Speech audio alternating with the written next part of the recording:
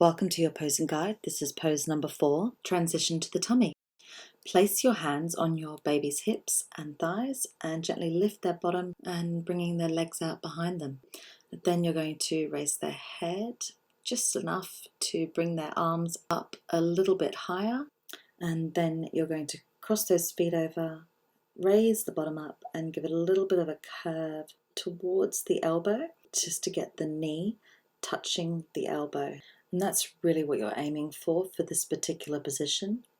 In my case, I have to be a little more heavy-handed on this posing doll than I would suggest on a baby, but that's because my little posing doll's a tad stiff and doesn't have all the flexibility that a baby does. Don't forget that if your baby does become unsettled, just a nice flat hand on their back and give them a pat until they go back to sleep again, and that trusty white noise app.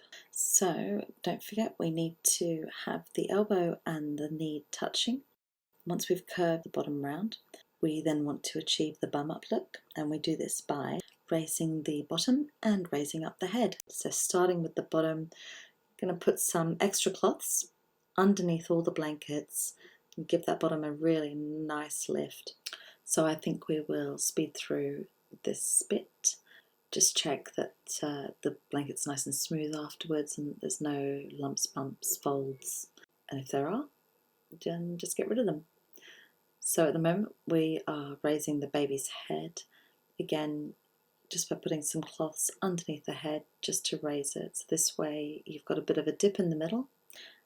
Baby's bottom is raised at one end, baby's head is raised at the other, knee and elbow are touching, and you are ready to take your photos.